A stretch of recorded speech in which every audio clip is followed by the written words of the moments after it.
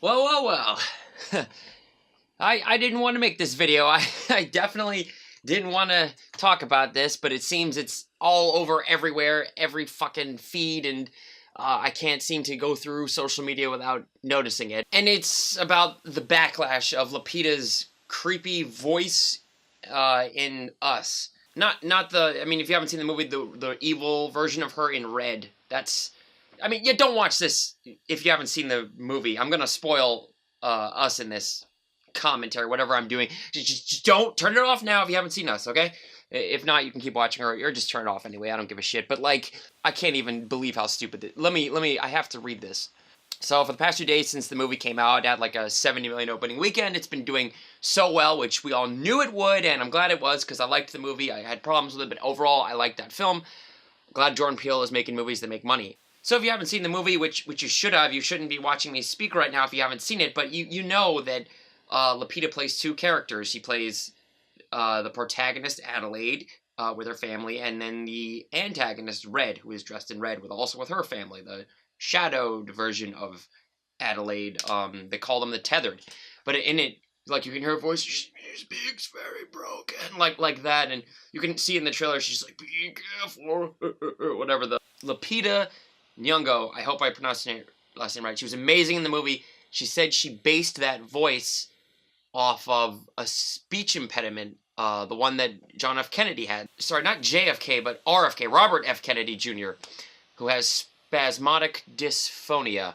Lupita said she was at a fashion event and she heard his voice and she was inspired by that condition that she said could be caused from trauma, sometimes emotional, sometimes physical, and it creates these spasms, creates this spasming in your vocal cords. So she was inspired by the condition, and she says it's not an exact replica of the condition. You think that would be sufficient, but then the National Spasmodic Dysphonia Association, which I didn't know it existed until now, and some nonprofit group called Respectability, they are pissed because she has that voice in the movie. And they say that the spasmodic dysphonia is a neurological disorder that causes involuntary spasms of the larynx. Neurological, not based on trauma, but neurological. Whatever. So Jennifer Laszlo Mizrahi, who's the president of Respectability, released a statement, condemning the voice and Lupita. Jesus Christ. And she says, connecting disabilities to characters who are evil further marginalizes people with disabilities who also have significant abilities and want to contribute to their communities just like anyone else. And then they released another statement. One of the toughest parts of having a disability is that people make assumptions based on the way you talk, walk, act, and sometimes with little understanding of what is causing it. We understand that hearing the unique sound caused by symptoms of spasmodic dysphonia was the spark of inspiration for the voice of this character. What is difficult for us, and for the thousands of people living with spasmodic dysphonia, is disassociating their voice with what might be considered haunting.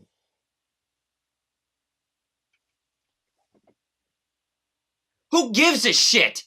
There's that clip. I gotta play this for you. I hope you watch it. It's only a minute long. I'm gonna play less than a minute of it. It's when Roger Ebert attended Justin Lin's first movie, which was called Better Luck Tomorrow, his independent film. Justin Lin, the guy who's now making all the Fast and Furious movies, he has been around for a while, okay? And this movie came out 17 years ago, I think, Better Luck Tomorrow. And he's obviously an Asian American director, and he made a movie about Asian Americans, starring Asian Americans. And I don't know the premise of the movie, but apparently it's like violent, has amoral decisions, which is fine. It's awesome. Ebert loved it. But somebody got up at the festival and started condemning Justin Lin for portraying Asian Americans in this sort of light. And then, of course, Ebert gets up and he says, this is so mind-blowingly offensive because you wouldn't have said anything to white people about representing their people and shit. So at the third screening at the library, this guy gets up. He praises us about the filmmaking and the performances, and then... Why would you, with the talent up there and yourself, make a film that's so empty and immoral for Asian Americans? This guy feels like he has the right to tell us how we are supposed to exist in media. And then Roger Ebert gets What up. I find very offensive and condescending about your statement is nobody would say to a bunch of white filmmakers, how could you do this to your people? This film has the right to be about these people, and Asian American characters have the right to be whoever the hell they want to be. They do not have to represent their people. It's a historic. So, taking a page out of Ebert's book, what I find offensive about this criticism is that you wouldn't say anything if it was a person with a normal voice who's evil. No one has ever said anything. But because she used a creepy voice and said she based it on RFK, like, this is enough to get mad? Like, and you didn't even watch the movie, okay? Because, spoilers, Red ends up not being the bad guy. She's actually the victim. The movie is about perspective and how we view our enemies and people we consider under us and all that. And there's a whole lot of thing with the social classes and middle class America and stuff. Smarter people than me can go on about that, but it's just mind-blowing because you didn't even watch the movie, because if you did, you see at the end that she was the victim. She was the one choked as a kid, switched places by the evil Adelaide, who was originally the girl from Below.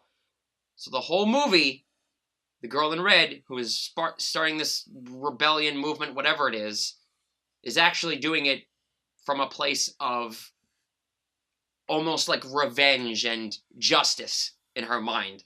But if you see the events of the movie, whether or not you disagree or agree with her actions, she actually was the victim in this story. The victim!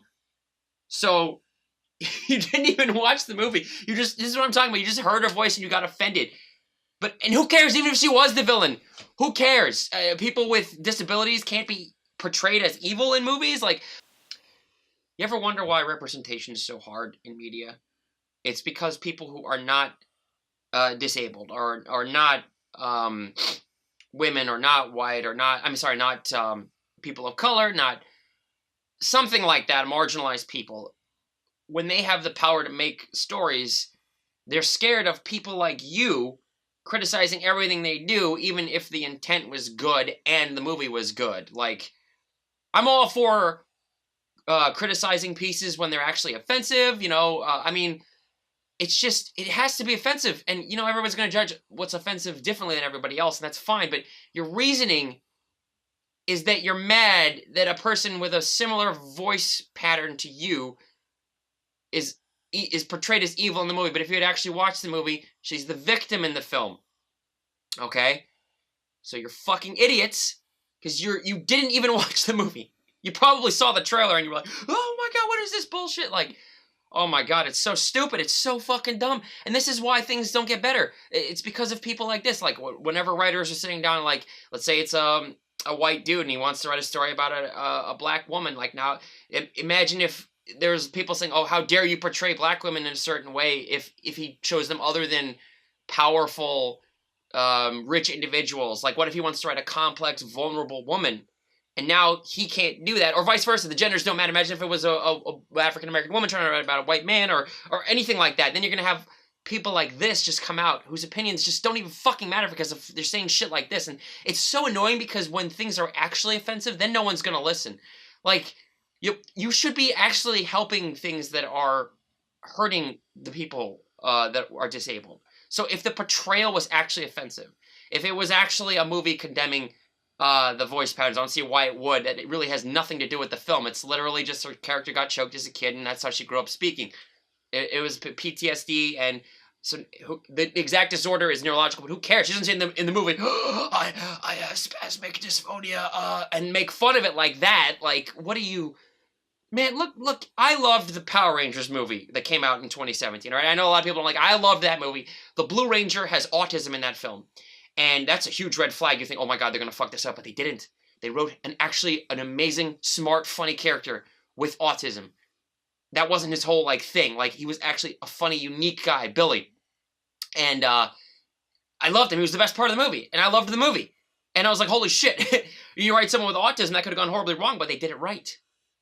And I know this, I'm like, it's just, you're hurting the industry when you make complaints like this, because when you're taking, like, here, let me just draw it out. Let me just draw it out. Hang on one sec. What the fuck is this? Anyway, it's fucking annoying as shit because you're taking these. It's annoying as shit because if you look at scenarios, I mean, you probably can't see what the fuck. Why am I writing on cardboard? You're taking the 0 out of 10 situations that nobody needs to brought attention to in terms of complaints and you know, hurting people, and then you're equating it with a 10 out of 10 situation where people are actually being offended. So when you do this, you're drowning out the actual people who are actually being marginalized. Do you understand what I'm saying? Like, I should never have heard. You shouldn't have said anything but praise, perhaps, or just indifference to the film. Like, if it was actually offensive, then we would listen to you, and then, you know, you could give a voice to people. Poor choice of words. You could give a voice to people that don't have it, but instead, you're speaking from a place of hatred and entitlement. You're literally saying we're different, so you're not allowed to be anything like us. It makes no sense. It makes absolutely no sense. And I hope I'm an understanding person. I try to be an understanding person. That's why I read all different kinds of articles from those idiot film critics, even when I disagree with them, because I'm hoping somebody's going to prove me wrong, or that I will agree with someone who disagrees with me. Or so I couldn't. I thought this was just a joke when it first appeared, but then more of my friends kept posting the articles and like, what is going on? This is ridiculous. Like, nothing can get made anymore. Everybody's just getting offended at things. And again, it's okay to be offended at things when they are offensive, and I know I'm not the person to say what's offensive and what's not, but I certainly can tell when there's a place of maliciousness or good intent. And so just leave Lupita alone. Leave Brittany alone. Leave Lupita alone. Great actress. She blew my mind in that movie. Do you really think her intention was to harm you guys? Even without the intention, do you really think the execution was harm? Obviously, you didn't even watch the movie. Because if you did, again, you would have seen the end of the film contradicts every complaint you've had. And I know in that home invasion scene she's supposed to be portrayed as haunting and scary, but that's because that's what she's trying to do. That's what that character is trying to do. She sees the woman who she can finally get revenge on, you know, Adelaide and her family, and she's trying to freak her out. It's supposed to be haunting and scary. And in the movie, you're supposed to feel bad because the girl died. I mean, Red died, and she was actually the victim. I shouldn't say this entire group, what is it? The National Spasmodic Dysphonia Association. Yeah, not the whole group or respectability. I'm sure there are plenty of fine people who liked the movie just fine, but you're a fucking idiot, whatever your name is, Jennifer Laszlo, Mizrahi, and whoever released these statements, who's representing you guys? Fucking fools! I'm all for, you know, legitimate critiques on things, even if they're about portrayals and what is, you know, in good taste and what's not. That's fine. We can all have that conversation. But this, why is this even being talked about? She's actually a good guy. Sort of. And God, even if she wasn't, who cares? Who cares if someone with a pseudo disability in the movie, because it's not the actual disability it's based on, it is evil?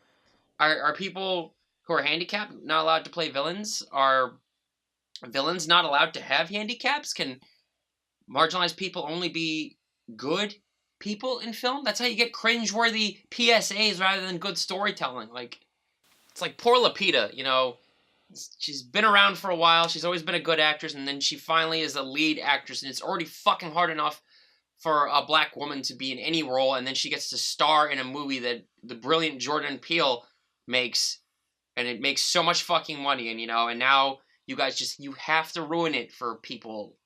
Lupita even said it's based on it. It's not the exact. Again, nowhere in the movie does it say, I have this disorder, pity me or hate me for it. And that's what really pisses me off, is that these fucking idiots didn't even watch the movie. They didn't even watch the movie. If you had watched the movie all the way through, and then you had some sort of legitimate thing to say about the portrayal, that I'm all ears, you know, but based on what you've said, it's just, oh God, it hurts. I can't even talk about this much anymore. My fucking head, like, oh, I'm sure I'll get, you know, downvoted, disliked to hell, whatever, but I don't care. This is the truth, and I have to say it. And then I didn't want to, I don't usually make videos like this, but it just, what the fuck, man? Like, but it's just like, come on, pick your battles. This 0 out of 10 or 1 out of 10 situation you're blowing it up to a 10 in terms of maliciousness and damage. It's, oh, God. Holy fuck. And did you ever think that people who are fascinated and love the movie, which there are a lot, by the way, were going to look up afterwards and see, oh, Lupita based it on spasmodic dysphonia? I didn't even know what that was. Let me find out more about this. Look, this is how many people have it. RFK has it. Oh my God, let me donate my time or money to help this cause. And it could raise awareness, but not with you fucking idiots shutting it down. Like, God, I sound so mad. It just, I don't get it. I don't get it. I don't get it. Do you know what the Native Americans called George Washington? They had a word for him. I don't know how to pronounce it. It was Conotocarius. But anyway, it means town destroyer. Or it's translated as town taker, burner of towns, devourer of villages, or he destroys the town. So the guy that we in America laud as, this god of this country, one of the founding fathers, the founding father, and he's so idolized, but then you read about this shit, and it's just like, hang on, he probably had to kill, he probably didn't have to, he probably hurt and killed a lot of people, maybe a lot of innocent people, and you look at the perspective, the Native Americans, who are very demonized in a lot of movies back in the day, called him the town destroyer, because he was the destroyer of their worlds. It's all about perspective. And look at I Am Legend, the book, not the movie. Again, I won't spoil it, but you can see where I'm going with it. The realization that Robert Neville has at the end of that story. It's brilliant. It's absolutely brilliant. And in Us, too, the reason the problems that I had with the movie were lessened was because of that ending and that reveal that this whole time, Red, the tethered Adelaide, was actually the victim. She was actually the one wrong. And she was kind of right in what she was doing. You might not agree with her methods, but Adelaide wasn't innocent. And everything in the story leads you to believe that she's the protagonist, the good one, and that she's the victim in all this. And you're rooting for her to kill all the tethered with her poker or fireplace poker.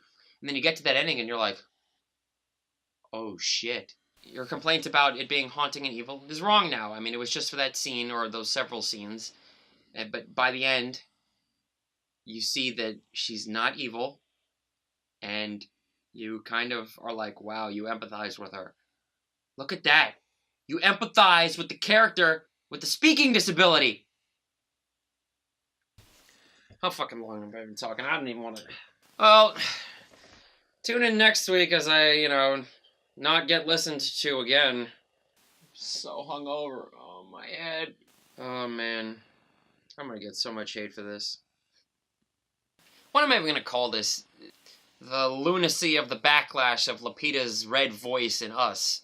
But this is this is it. If you ever wondered why people are afraid to portray minorities, or the disabled, or women, or any person that's different than them, or different than the norm, this is why. You're the reason why. God, and then you sit there and wonder why there aren't better representations of you, of what you are like. Whoever this is directed, anybody, it doesn't matter. Like, this is just outrage culture.